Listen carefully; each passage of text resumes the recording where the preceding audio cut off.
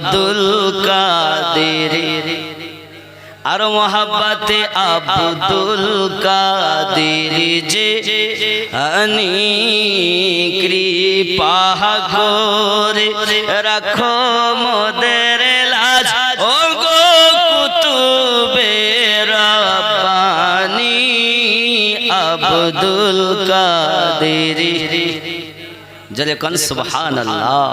আব্বাজি আমার সোনা মানিকের হযরত ইমামে হোসেন পাক রাদিয়াল্লাহু তাআলা আনহু মদিনার সরজমিন থেকে হারাম শরীফে গেলেন। এই মদিনা থেকে বিদায় নেওয়ার সময়তে আপনার আমার নবী পাকের রওজা মোবারকাতে গেছেন।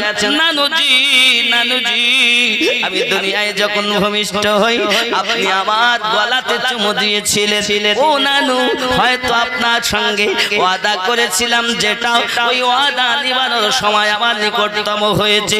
ওগো নানু রুহানি দোয়া রাখবেন, আমি আপনার নওয়াজা যেন ধৈর্য ধারণ করে থাকতে পারি, আমি যেন ধৈর্য হারা না হয়ে যাই। রুহানি দোয়া করবেন নানা, জোরে বলুন সুবহান। ইমাম হোসেন পাক রাদিয়াল্লাহু তাআলা আনহু এমন করে আপনার আম্মা জানের রওজার কাছে চলে গেলেন। আম্মা জানের কাছে গিয়ে কাঁদতেছেন আর বলতেছেন, তোমার হোসাইন বাঁচাতে দিন কারবালায় হলো কুরবানি, ও ফাতেমা জহননী, জোরে বলে তোমার হোসাইন বাঁচাতে দিন কারবালায় হলো কুরবানি, ও ফাতেমা জহননী, শহীদি তরে ফিরাতি রে বন্ধ করেছে পানি, ও ফাতেমা জননী।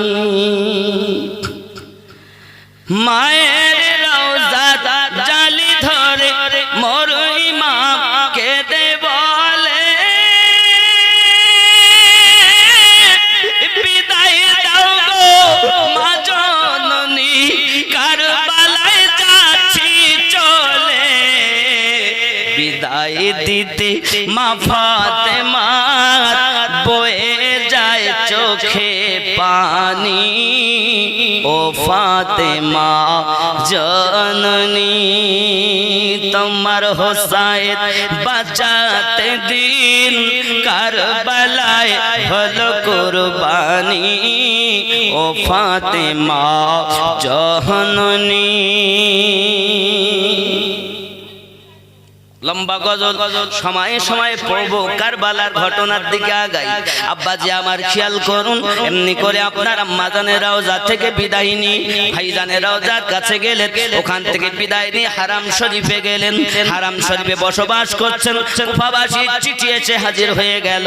বাবা কেউ বলেছেন 800, কেউ বলেছেন 1200, মতান্তরে কেউ বলেছেন 1800, কিন্তু সব কিছুকে এক জায়গায় করে সিদ্ধান্ত নেওয়া হয়েছে, বেশি একমত চিঠি এসেছে 150। বর্ণনা কিন্তু 1800 আছে, 1200 আছে, 800 আছে। তার মধ্যে সিদ্ধান্ত এসেছে যেটা, সেটা হলো 150। কারণ তৎকালীন যুগেতে এরকম সরবরাহ গাড়ি ঘোড়া ছিল না বাবা, যেতে গেলেও কষ্ট হতো, নাকি বলে? আব্বাজি আমার কুফা থেকে চিঠি এসে গেল। চিঠির বক্তব্য ছিল এইরূপ, ওগো ইমাম পাক হোসাইন রাদিয়াল্লাহু তাআলা আনহু, আমরা কুফাবাসী আমরা এজিদের সঙ্গে ঝগড়া করতে পারবো না, লড়াই করতে পারবো না, যুদ্ধ করতে পারবো না। আমাদের ইচ্ছা আপনার কাছে বায়াত করে জীবনটা কাটিয়ে দেব। যদি আপনি না আসেন, বাধ্যতামূলক আমাদের এজিদের বায়াত গ্রহণ করতে হবে। হাসর মাঠে বিচার দিন আল্লাহ পাকের কাছে যদি জবাবদিহি করতে হয়, আমরা বলবো আল্লাহ একের পর এক আমরা খবর পাঠিয়েছিলাম, কিন্তু নবী পাকের নওয়াজা আমাদের কাছে এসে একটু তার বায়াত করা হাত আমাদের কাছে বাড়িয়ে দেননি, যার কারণে আমরা ইয়াজিদের বায়াত গ্রহণ করেছি। ইতি কুফাবাসী ইমাম পাক বলেন কি করা যায়? সবাই এখন আলোচনা করে বলতেছে হুজুর ওই কুফাবাসীকে বিশ্বাস করা যায় না, কারণ ওই কুফাবাসীরা আপনার আব্বা আলীকে শহীদ করে দিয়েছে। ওরে সোনা মানিকেরাও খুব ভালো করে প্লেনের ভিতরে রাখুন, মাওলা পাক মাওলায়ে পাককে হযরত আলী কারামাল্লাহু ওয়াজহুল কারীমকে কুফার মানুষ নামাজ হালাতে শহীদ করে দিয়েছে।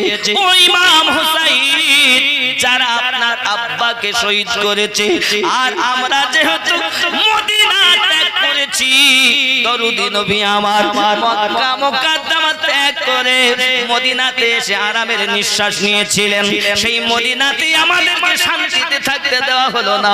এখন কুফাবাসীকে কেমন করে বিশ্বাস করা যায়? হতেও তো পারে ধোঁকা দিয়ে আঘাত করবে। হুজুর এই জন্য আমাদের বিনীত নিবেদন, কারণ আপনার উপরে কথা বলতে পারি না, আপনার উপরে কথা চলে না, তবে আমার মনে হয় ভালোভাবে যাচাই করে তারপরে কুফায় যাওয়া ভালো। জোরে কোন লা ইলাহা ইল্লাল্লাহ,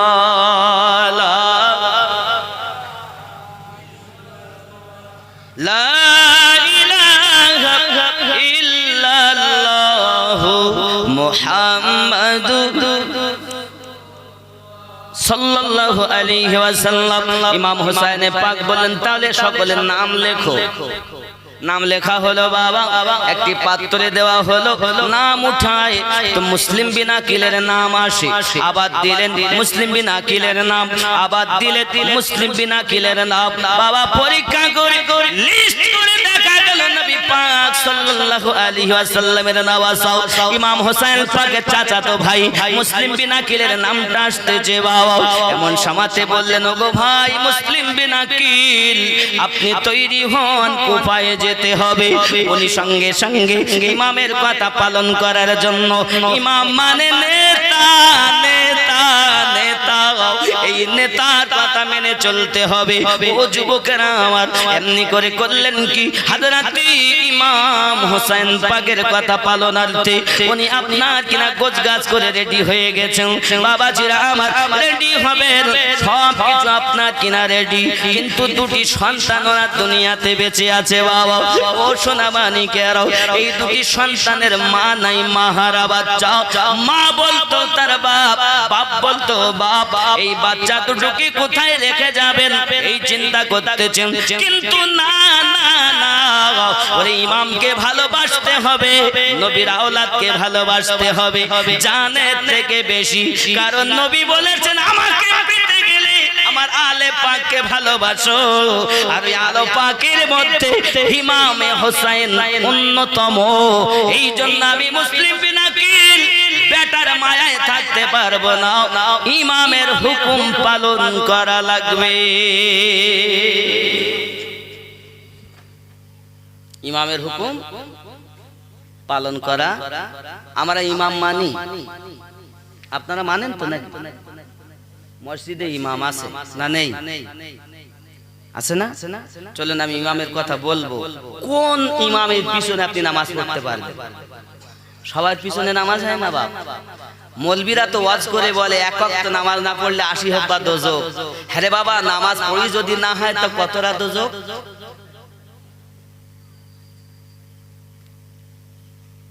এই জন্য তো আমাকে এখন মৌলবীরা দেখতে পারে না। সব মৌলবী তো আমার লয় বাপ। আপনি হয়তো বলবেন আমিনুদ্দিন ভাই আপনি ইসলামের মধ্যে ফাটল তৈরি করছেন। জি না, আমি সত্যটাকে উত্থাপন করছি, কারণ সবাই আমার নয়, সবাই আমার নয়। আব্বাজি আমার সোনা মানিকেরা খুব ভালো করে আপনারা খেয়াল করুন। এমনি করে আপনার ইমামে হোসেন পাক রাদিয়াল্লাহু তাআলা নূর হুকুম পালনার্থী উনি সবকিছু গোছগাছ করে নিয়ে ওনার দুই বেটাকে সুন্দর পোশাক পরিয়ে দিয়েছে। কেননা আমি কুফায় যাব, কুফা থেকে যদি ফিরে না আসি আমার দুটো বেটা এতিম হয়ে যাবে, আর হয়তো জীবনে দেখা হবে না। তাই উনি সুন্দর পোশাক পরিয়ে দিয়ে নিজে হাতে হাতে সুন্দর করে খাইয়ে দাইয়ে বাচ্চা দুটো দুটোকে ঘুম পাড়িয়ে দিচ্ছেন, বাবা ঘুমিয়ে যাও, বাবা শুয়ে যাও। বাচ্চা দুটো শুয়ে আছে আব্বার পাশে, ঘুমালেই উঠে চলে যাবেন বাবা। ও সোনা মানিকেরা, এমনি সময় বাচ্চা দুটো ঘুমাচ্ছে, বাপ উঠতে গেছেন তিনি, জামাতে টান পড়ে গেছে, এটা চোখ খুলেছে, খবর আব্বা কোথায় যাবেন? আমরা যাব। মুসলিম বিন আকিল দেখেন আর তো যাওয়া যায় না, দুটি বেটার সঙ্গে করে নিয়ে গেছে। হুসাইন যেতে পারলাম না, ফেলে একা যাওয়ার কথা হয়েছে, কিন্তু এই বাচ্চা দুটোকে রেখেও রাখতে পারি না, সঙ্গে করে আমি নিয়ে যেতে চাই। ইমাম পাক বলেন ঠিক আছে, অসুবিধা নাই, যা। ও বাবাজি আবার একটা চিঠি লিখে দিলেন ইমাম পাক। কি লিখলেন? ও কুফার গভর্নর, আমি ইমাম হোসাইন বলছি, আমার ভাই সালাম কালাম করলেন, সালামের পরে উনি ওইগুলো লিখছেন। কি লিখছেন? ও গো কুফার গভর্নর, আমি মুসলিম বিন আকিলকে পাঠালাম, আমি হোসাইন আমার প্রতিনিধি করে, তার কাছে বায়াত হওয়া, আমার কাছে বায়াত হওয়া। আল্লাহ কোরআনে বলেন নবী পাকের কাছে বায়াত হওয়া, আমি আল্লাহর কাছে বায়াত হওয়া। হোসাইন বলেন আমার মুসলিম বিন আকিলের কাছে বায়াত হওয়া, আমি হোসাইন এর কাছে বায়াত হওয়া। জোরে বলে বলে বলে এ যুবক, এমনি করে আপনার কি নাও। তারপরে উনি বলছেন আমার ভাই মুসলিম বিন আকিল, ওনার পাঠালাম আমি প্রতিনিধি করে ওনাকে, উনি যদি পরিবেশ ভালো দেখেন আমার কাছে খবর দিলে তারপর আমি ইনশাআল্লাহ আগমন করব। ইতি হোসাইন এই চিঠিটা দিয়েছেন ভাইকে, আর আপনার ভাইপো দুটোকে সঙ্গে পাঠিয়ে দিলেন। চললেন কুফার ময়দানে। ভাই যখন পৌঁছিয়েছে, কুফার মানুষ আনন্দ আত্মহারা, এক এক করে মুসলিম বিন আকিলের কাছে 40,000 মানুষ বায়াত গ্রহণ করেছে। সবাই বলে হুজুর টাকা দেব, পয়সা দেব, সময় দেব, জীবনও আপনার জন্য দেব, জায়গা দেব, আপনার সঙ্গ আমরা ছাড়ব না। এই পরিস্থিতি যখন উনি দেখেছেন, সঙ্গে সঙ্গে চিঠি পাঠিয়ে দিলেন, ওগো ভাই হোসাইন, কুফার মানুষ আপনার আব্বাকে শহীদ করেছে বটে, তবে এখন এখানকার পরিস্থিতি পুরো উল্টে গিয়েছে। এখানকার মানুষ খুব ভালো, এক নয় দুই নয় 40,000 মানুষ আমার কাছে বায়াত গ্রহণ করেছে। আপনি যত শীঘ্র পারেন কুফাতে রওনা দেন। এই কথা চিঠি যখন পৌঁছে দিচ্ছেন বাবা, এমনি সমাধি ইয়াজিদের তলবারের সেনারা খবর পাঠিয়ে দেয়, ওগো ইয়াজিদ, আজ মুসলিম বিন আকিলের কাছে 40,000 মানুষ বায়াত গ্রহণ করেছে, আপনি যদি এখনই ব্যবস্থা না দেন তাহলে আমাদের অবস্থা খারাপ হবে। ইয়াজিদ বলে তাই যদি হয় তাহলে এক কাজ করো, সঙ্গে সঙ্গে ক্ষমতা দিয়ে কুফার গভর্নরকে সরিয়ে দিলেন, দিয়ে ইবনে জিয়াদকে পাঠালেন, যা তোকে সব ক্ষমতা দিলাম, তুই যেমন করে পারিস কুফার মানুষের বায়াত ভেঙে দে। কি ভেঙে দে? বায়াত। বায়াত হওয়া কোরআন শরীফে আছে 26 পারায়, ইন্নাল্লাযীনা ইউবায়ুনাকা ইন্নামা ইউবায়ুনাল্লাহ, নিশ্চয় যে বা যাহারা নবী আপনার কাছে বায়াত গ্রহণ করেছে, আল্লাহ পাক বলেন তারা আমি আল্লাহর কুদরতি হাতে বায়াত গ্রহণ করেছে। ইতিপূর্বে যে আয়াতটা ইয়াদুল্লাহি ফাওকা আইদিহিম, আপনার হাতের উপরে আছে আমি আল্লাহর কুদরতি হাত। জোরে বলে। তাহলে বায়াত কোরআনে আছে। বাপজি আমার আগিয়ে চলুন এমনি করে করে আমার আপনার নবী সাল্লাল্লাহু আলাইহি ওয়াসাল্লাম আপনার কিনা তান্নাওয়াসাকে কেমন শিক্ষা দিলেন দেখুন। উনি আপনার কিনা কুফাবাসীর চিঠি পেয়ে সকল সাথীদেরকে নিয়ে রওনা দিচ্ছেন, কুফাতে যাবেন। আর এইদিকে ইবনে জিয়াদ কুফার মধ্যে ঢুকে গিয়ে বাবা বোরখা পরিহিত অবস্থাতে কুফার মধ্যে ঢুকে গেছে। বাবা ঢুকে যাওয়ার পরে কুফার রাজভবনের ঢুকে গেছে। যাওয়ার পর আপনার সবকে আপনার আটক করে নিয়েছে। বলে আমি ইয়াজিদের পক্ষ থেকে এসেছি, ক্ষমতা আমার, টাকা আমার, পাওয়ার আমার, যদি তোমরা বায়াত না ভাঙো তাহলে এজিদের পক্ষ থেকে তোমাদের কাছে আইন জারি হবে, মৃত্যুদণ্ড হবে। কারোর বাপ আছে, বাবা বায়াত করে, কারোর বেটা, কারোর পোতা, কারোর দাদা, কারোর ভাইপো, কারোর চাচা, বাবা আমার বায়াত প্রাণের ভয়ে ভেঙে দেয়, ভেঙে দিয়ে আপনার কিনা চলে যায়। বাবা জোহরের সময় একরকম মানুষ, আসরের সময় আর একরকম মানুষ, মাগরিব হতে হতে বাবা আপনার কিনা 500 মানুষ রয়ে গেছে।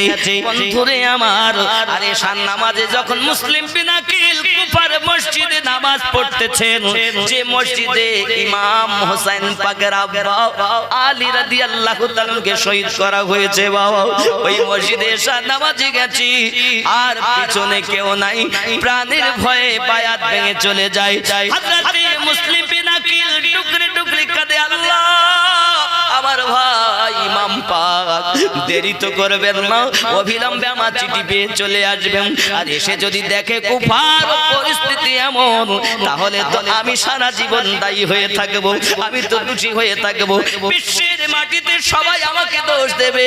যদি মুসলিম বিনাকিল না ডাক দিতেন, হোসাইন পাক কারবালায় যেতেন না, কুফাবাজি তাকে ক্ষতি করতে পারত না, এরকম ভাবে দোষ আমায় দেবে।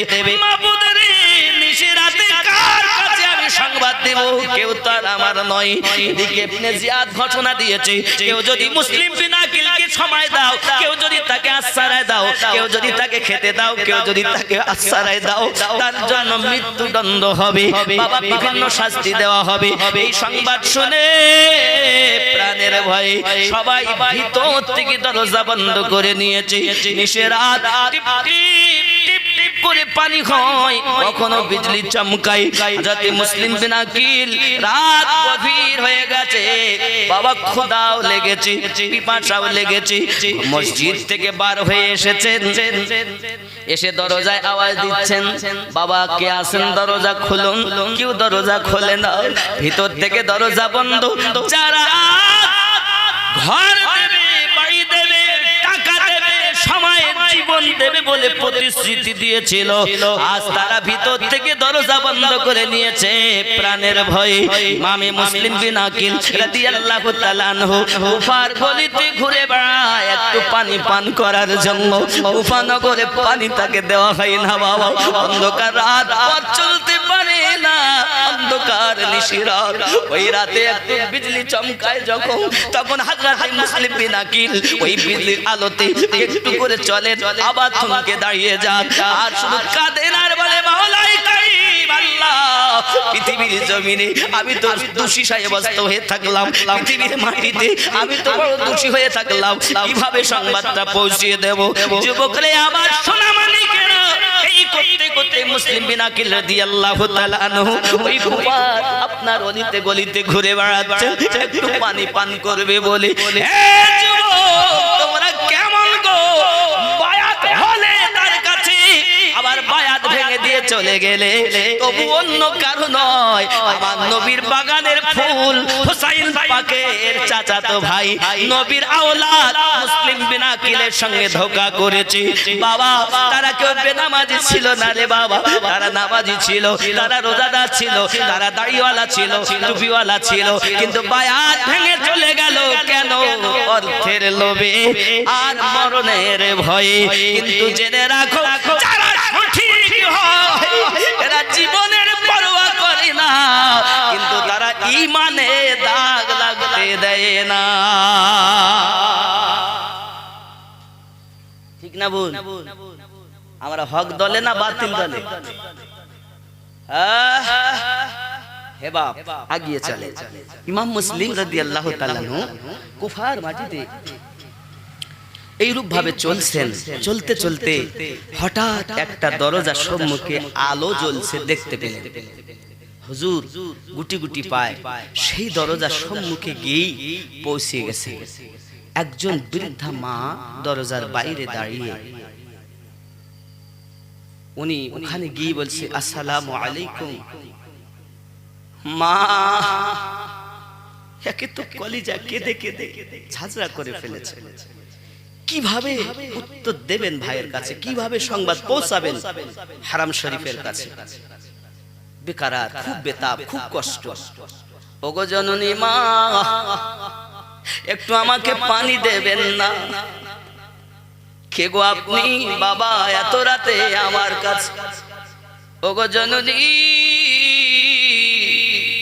আমি মুসলিম বিন আকিল, ইমাম হোসাইন পাকের চাচাতো ভাই। মহিলাটা লাফ মেরে উঠেছে, আহারে যে বাগানের ফুল, যে বাগানের আওলাদকে মানুষ একটু ঘরে নেওয়ার জন্য লালায়িত, আজ বিনা ডাকে আমার দরজাতে এসেছে। আমার গরিব কুঠরিটা তার কদমের বরকতে ধন্য হয়ে গেছে।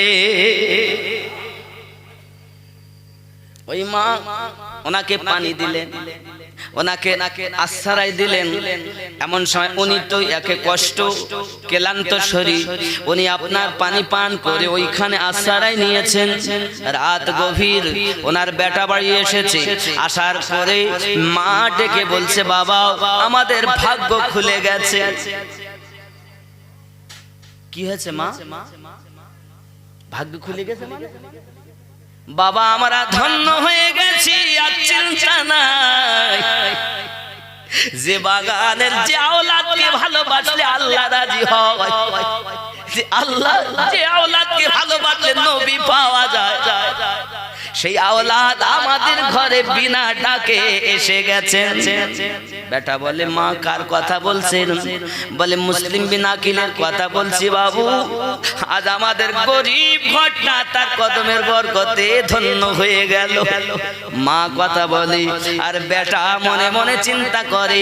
ইবনে জিয়াদ বলেছে, যদি কেউ মুসলিম বিন আকিলকে ধরে দেয় তাকে মুহ মাগি এনাম দেওয়া হবে। মা তো বোঝে না, জানে না, আমি সকাল হওয়ার আগে সংবাদটা দেব আর এনাম আমি গ্রহণ করব। বন্ধুরে, প্রেমিকের ঘরে দুশমন। কি বুঝলেন? এখন বেটা সকাল না হতে ইবনে জিয়াদের কাছে সংবাদ দিচ্ছে, আপনারা জানেন যদি মনে করেন মুসলিম বিন আকিলকে ধরবো তাহলে আমার সাথে চলেন। কেন গো? বলে আমাদের গরিব খানায় উনি আশ্রয় নিয়েছেন। তাই যদি হয় যাও, সেনাদেরকে পাঠিয়ে দিলেন কিছু, যাও ধরে নিয়ে এসো। বায়াত করতে বলবে, যদি বায়াত না করে ওর সঙ্গে যুদ্ধ করবে। আহারে, ইবনে জিয়াদের ষড়যন্ত্র গেল সব। যাওয়ার পরে বাপ আমার বায়াতের কথা, উনি তো এক কথাই বললেন, আমি মুসলিম বিন আকিল এজিদের কাছে বায়াত গ্রহণ করতে পারবো না। বাবা শুরু হয়ে গেল গন্ডগোল, ওনার প্রতি আঘাত, উনি সহ্য করছেন, কিছু বলছেন না। তাদের আঘাত যখন কয়েকবার আঘাত করেছে সব, তখন উনি সহ্য না করতে পেরে এবার শুরু করে দিলেন। এক মুসলিম বিন আকিলের কাছে ইবনে জিয়াদের সেনারা পরাজয় হতে লেগেছে। এই পরিস্থিতি যখন দেখে তখন আবার ওখান থেকে একজন ছুটে গিয়েছে। ইবনে জিয়াদ যাদেরকে পাঠিয়েছেন এদের দ্বারা কাজ নয় যে ওকে ধরে আনবে। তখন আবার পাঠিয়েছে। সে এসে বলতেছে, আমাদের ইবনে জিয়াদ আপনাদেরকে মারধর করার জন্য পাঠাইনি, আপনাদেরকে তো ধরে নিয়ে যেতে বলেছে, আপনারা কেন এমন করছেন? ঠিক আছে বাবা, চালাকি করে গন্ডগোলটা তো বন্ধ করে দেওয়া হলো। হুজুরকে নিয়ে যাবেন দরবারে যেখানে ইবনে জিয়াদ আছে। ইবনে জিয়াদ বলল, যেই ভিতরে ঢুকবে সেই তাকে তলোয়ার দিয়ে জবাই করে দেওয়া হবে। বাপজি আমার, আল্লাহ পাকের কি খেলা! সঙ্গে করে যখন নিয়ে যাওয়া হলো, উনি গেলেন ভিতরে। গিয়ে আলোচনা হওয়ার পর সিদ্ধান্ত এটাই হলো, আমি মুসলিম বিন আকিল জীবন তো দিতে পারি, কিন্তু এই গর্দান বাতিলের কাছে ঝুঁকাতে পারি। আমরা সেই মুসলমান। কিতাব বলছে ছাদের উপরে নিয়ে গেল, নিয়ে যাওয়ার পরে ওনাকে দেহ মোবারকা থেকে গর্দান মোবারকাকে চিরজীবনের মতো জবাই করে দেওয়া হলো। ইন্না লিল্লাহি ওয়া ইন্না ইলাইহি রাজিউন। এবার পালা হলো তার দুটি সন্তানের। এই সন্তান দুটিকে আবার ধরে আনে বাপ, এই দুটো মাথা নিয়ে যায়। অনেক কথা, ওদিকে গেলেও হবে না, খালি ঘটনাটা বোঝার জন্য আমি এনার কথা বললাম। বাপ আমার তাহলে মুসলিম বিন আকিলকে শহীদ করে দিল দুশমনের দল, ওনার দুটো বেটাকেও শহীদ করে দিল দুশমনের দল। আব্বা আমার ওখান থেকে ইমাম হোসেন পাক রাদিয়াল্লাহু তাআলা আনহু রওনা দিয়েছেন তার সঙ্গে সেনা সৈন্য নিয়ে। যেই পৌঁছিয়েছেন এদিকে আপনি জিয়াদ সেনা পাঠিয়ে দেয় 12,000। যাও, হুসাইন পাক নিশ্চিত আসবে সংবাদ পেয়ে, তোমরা ধরো নিয়ে বায়াত করতে বলো। এক জায়গাতে পৌঁছিয়েছেন বাপ আমার, পরে আবার সেনা পাঠালেন, মোট 22,000 সেনা হয়ে গেল। ইমাম হোসেন পাক রাদিয়াল্লাহু তাআলার সঙ্গে কথাবাকথন হয়। উনি বললেন, দেখুন আমি তো নিজ ইচ্ছায় আসি নাই, আমাকে ডাকা হয়েছে তাই এসেছি। আমি আপনাদের এই মোল্লাপাড়া, এটা মোল্লাপাড়া তো, এ মোল্লাপাড়াতে আমি কি নিজ ইচ্ছায় এসেছি না আপনারা ডেকেছেন তাই এসেছি? আপনারা না ডাকলে তো আমি, আপনারা ডেকেছেন আল্লাহ কবুল করেছে, দয়া আল্লাহ, কিন্তু আপনারা না ডাকলে আসতাম। আমি মেহমান, আপনারা মেজবান। তাহলে ইমাম হোসেন পাককে ডাকা হচ্ছে কুফার পক্ষ থেকে, কুফাবাসীর পক্ষ থেকে যে চিঠিটা পৌঁছিয়েছে তাই আসছে। আব্বাসি আমার আলোচনা হয়, ওগো হোসেন পাক আপনি এখান থেকে রওনা দেন, সমস্ত ঘটনা আলোচনা হয়। বাবাজি আমার সে একটু প্রেমিক ছিল, রাতের বেলা আলোচনা করে সবাই আরাম করলে সারা রাত আলোচনা করে উনি যখন চলছেন, বিদায় দেওয়ার কথা বলেছেন, নিশীতে বিদায় দিচ্ছেন, উনি চললেন কিন্তু চলেও যেতে পারলেন না। 3 দিন হয়ে গেল বাবা, 3 রাত হয়ে গেল কিন্তু পথ আর আগায় না। এমন সময় একদল কাফেলা রওনা দেয়। জিজ্ঞাসা করে জায়গাটার নাম কি? বলে এই জায়গাটার নাম হলো কারবালা। বাবাজি হযরত যায়েনব চিৎকার মেরে বলতেছেন, ভাইজান আমি আমার নানুর জবানে শুনেছি হুসাইন যে জায়গাতে শহীদ হবে ওই জায়গাটার নাম হলো কারবালা। ভাই আর যাওয়া যাবে না, এটাই আমাদের শেষ মঞ্জিল। তাবু খাটিয়ে নেওয়া হলো বাবা।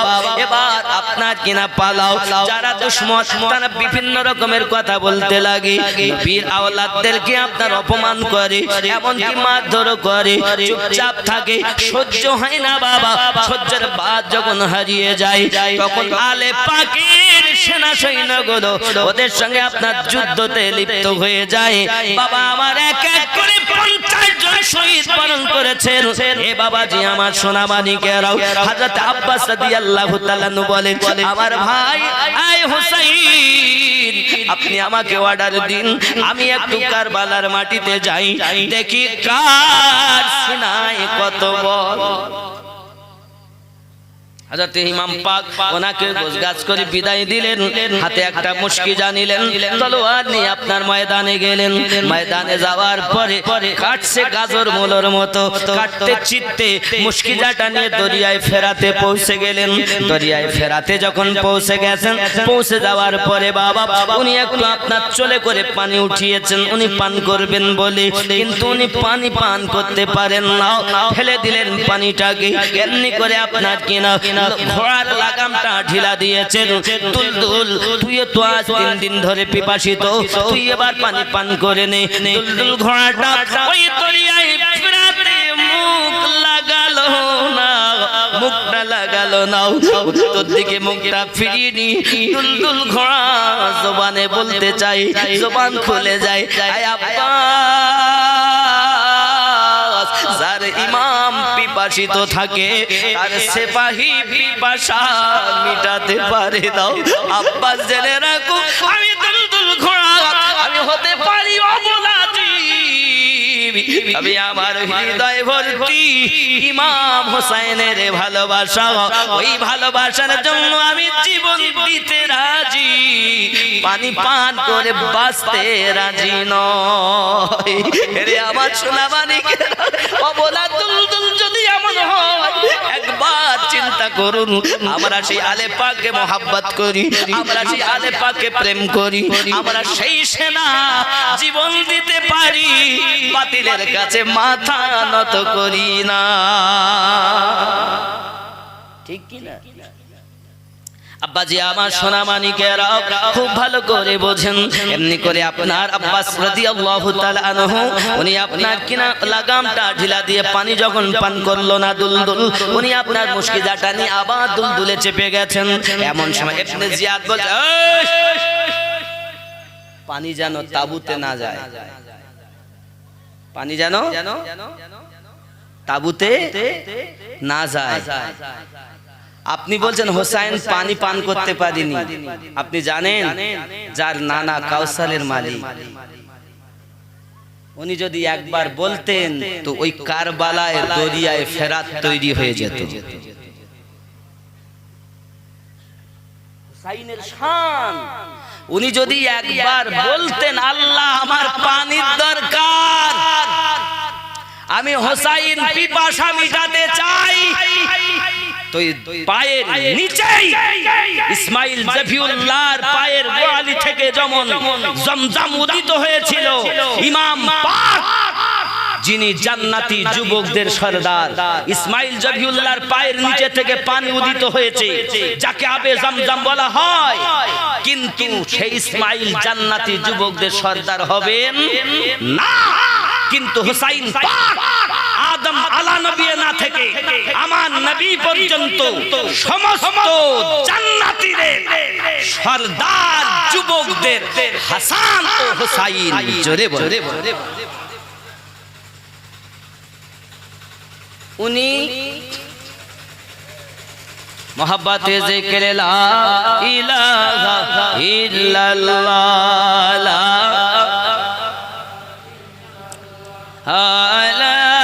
ইলাহা ইল্লাল্লাহ মুহাম্মাদুর। ইমাম হোসেন আরজ করে বিবি যায়নাবের তরে, নয়ন ভরে দেখে নাও গো আসব কিনা আর ফিরে, দাও দাস্তার নবী মুস্তাফার শেরে খোদার তলোয়ার খানি, ও ফাতেমা জননী তোমার হোসাইন বাঁচাতে দিন কারবালায় হলো কুরবানি, ও ফাতেমা জননী। বিবি যায়নাব কেঁদে বলে ইমাম হোসেনের তরে,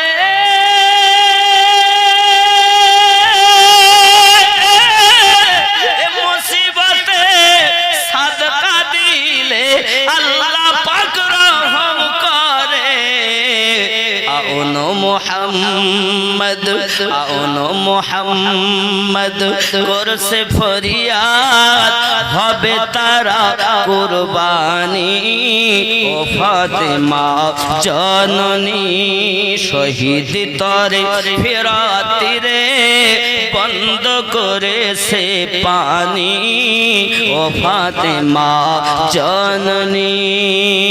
আল্লাহুম্মা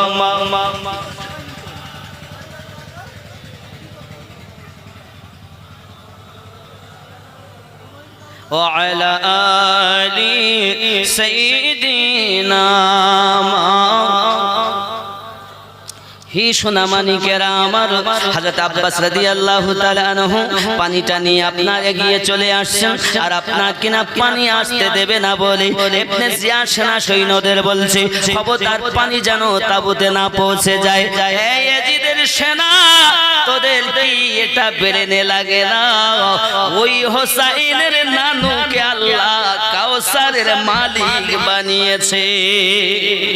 কোরআন খুলে দেখো, রব্বে কারীম বলেন বিসমিল্লাহির রহমানির রহিম, ইন্না আ'তাইনাকাল কাউসার, নিশ্চয় আমি আল্লাহ আপনাকে কাউসার প্রদান করেছি। কাউসার বানানেওয়ালা আল্লাহ, আর কাউসারের মালিক বন্টনকারী আমাদের নবী রাসূলুল্লাহ। জানার দরকার, এটা ওই ঘর যে ঘরে কোরআন অবতীর্ণ হয়েছে। আমার বন্ধুগো খুব ভালো করে বোঝেন, ইমাম হোসেন পাক চাননি যে আমি পানি পান করি, কারণ নানুর সঙ্গে ওয়াদা করা আছে আজ আপনার আমাদের জন্য হোসেন পাক পানি পান করেননি, ঘরটাকে উজাড় করছেন, চলুন এগিয়ে যাই। পানি তো আনতে পারলেন না। আব্বাস রাদিয়াল্লাহু তাআলা আনহু উনি শহীদ হয়ে গেলেন, উনি দেখতেছেন, ধৈর্য ধারণ করতেছেন। হে বাবা পিপাসিত উনি ধৈর্য ধারণ করতেছেন। এবার আপনার কিনা করলেন কি, ইমামে হোসেন পাক রাদিয়াল্লাহু তাআলা আনহু কত ধৈর্য দেখেন বাবা। আব্বাস রাদিয়াল্লাহু তাআলা আনহু তো শহীদ হয়ে গেলেন, এনার মধ্যে কোনো কিছু নাই। হঠাৎ ওনার বোন যায়নাব গিয়ে এসেছে। কে যায়নাব? খাতুনে জান্নাতের কলিজার টুকরা সন্তান মা ফাতেমার কন্যা হযরত যায়নাব গিয়ে এসেছেন। ওগো ভাই হোসেন, আমি আপনাকে বলতে চাই ভাই, আমি আপনাকে বলতে চাই। কি বলবেন বোন আমার, ওগো আমার ভাই? কারণ মুসিবতে আমি শুনেছি as-সাদাকাতু রাদ্দুল বালা, আমার নানু বলেছেন বালা মুসিবত দূর হয়ে যায় সাদকা করলে। এই যে কারবালায় এত বিপদ, এই বালা দূর হতে পারে সাদকা দিলে। আপনার কাছে আমার আবেদন, আমার তো কিছু দেওয়ার মতো নাই, আমার জীবনের দুটি মাত্র পুঁজি আছে, আমার দুটি মাত্র সন্তান আছে, একটার নাম আউন আর একটার নাম মোহাম্মদ। আপনার ভাগনা কারবালার মাটিতে যাইয়া মামুর পক্ষে যাইয়া জীবন শহীদ করতে চাই। আমার ভাই, আমি আপনার কাছে নিবেদন করি, বিনতি করি, একবার দয়া করি আপনি অর্ডার দেন, আমার দুটি কলিজা ছাড়া বাচ্চাকে আপনার জন্য কারবালায় শহীদ করে দেই। ইমাম হোসেন পাক বলেন না না না ভাই, ও আমার বোন, এটা সম্ভবপর নয়। পৃথিবীর জমিনে তারা আমার সাথে এসেছে, মামার সঙ্গে কুফায় গেলে আনন্দ করে ঘুরবো, খাবো দাবো, ঘুরবো। আজ তারা কারবালায় শহীদ হয়ে যাবে, আমি হোসেন সইতে পারি না গো বোন, আমি তাদের দিতে পারি না। এটাই তো কলিতে গজলে বলা হয়। বিবি যায়নাব আরজ করে ইমাম হোসেনের তরে, মুসিবতে সাদকা দিলে আল্লাহ পাক রহম করে। আউনো মোহাম্মদ, আউনো মোহাম্মদ করছে ফরিয়াদ, হবে তারা কুরবানি। ও ফাতেমা জননী, তোমার হোসেন বাঁচাতে দিন কারবালায় হলো কুরবানি। ও ফাতেমা জননী। ইমামে পাক বলেন ওগো আমার বোন যায়নাব, কেমন দৃশ্য আমি কেমনে সইব বলো? ভাগনা তারা আমার, আমি তাদের মামু, কেমনে বিদায় দেই? সম্ভব নয় ভাই, না করবেন না, আমার দেওয়ার মতো কিছুই নাই। আছে আমার দুটি বাচ্চা, এদেরকে সাদকা করব আমি। হোসেন পাক অর্ডার দিলেন, এখন দুইটি বেটাকে কারবালায় আপনার সাদকা করা হবে বাবা। হযরতে যায়নাব ভাইয়ের অর্ডার পেয়ে বড় আনন্দ, একদিকে যেমন আনন্দ আর একদিকে তেমন ব্যথা। কারণ আমার নবী বলেছেন সন্তানের থেকে বেশি নবীকে ভালোবাসতে হবে। বাবুজি মা যায়নাব তাদেরকে আপনার করলেন কি, খাবার তো নাই খাওয়াবেন, পোশাক পরিয়ে দিলেন, যুদ্ধে রেডি করে দিলেন। বেটা দুটোকে বলছে, বাবা রে, কারবালার মাটিতে যখন যাবে, যদি কেউ জিজ্ঞাসা করে আপনারা কে, খবরদার নাম বলবে না। যদি জিজ্ঞাসা করে কে, নাম বলবে না, শুধু বলবে আমরা হোসাইনের গোলাম। কারণ আমি যায়নাব চাই না যে আমার ভাইয়ের বদনাম হোক। হে বাবাজিরা আমার, মা এই কথা বলছে বাচ্চা দুটোকে। বাচ্চা দুটো এমন কি আপনার তাবু থেকে বার হয়ে যাবেন, মা আবার ডাক দিয়েছে, রে মুহাম্মদ, আয় বাবা, কাছে আয়।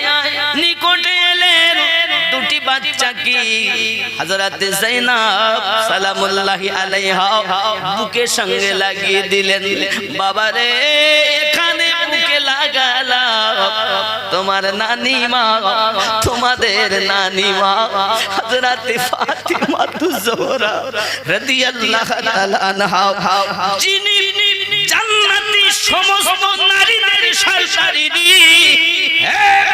ওনার মুহাম্মদ, সেই ফাতেমার রক্ত আমি যায়েনবের দেহের মোবারকে, আর আমার রক্ত তোমাদের দেহ মোবারকে। বাবা যাও, একটু বুকে লেগে যাও, আর হয়তো লাগতে পারবো না।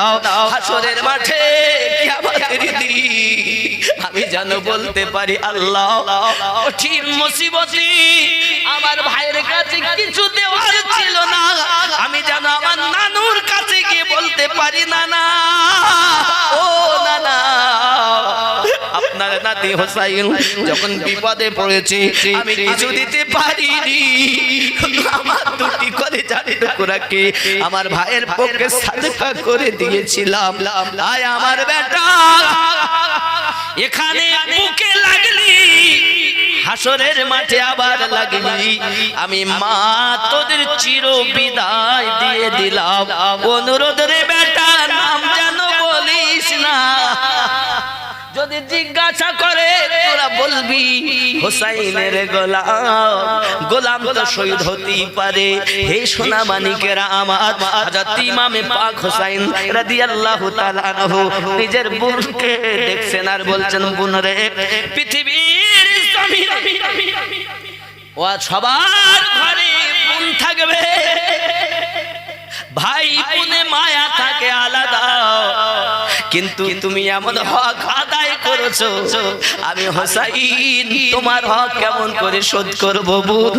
কারণ তুমি তো আমারই জন্য তোমার দুটি কলেজার টুকরা কুরবানি করে দিলে।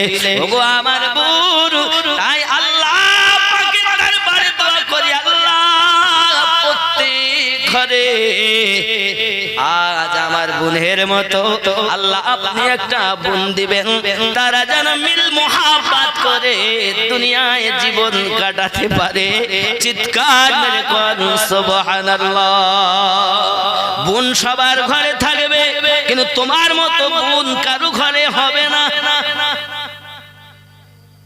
পৃথিবীতে সব ঘরে বোন আছে না, কচিত দুই এক ঘরে ছেলে কিন্তু মেয়ে নেই, কিন্তু বেশিরভাগ বোন আছে।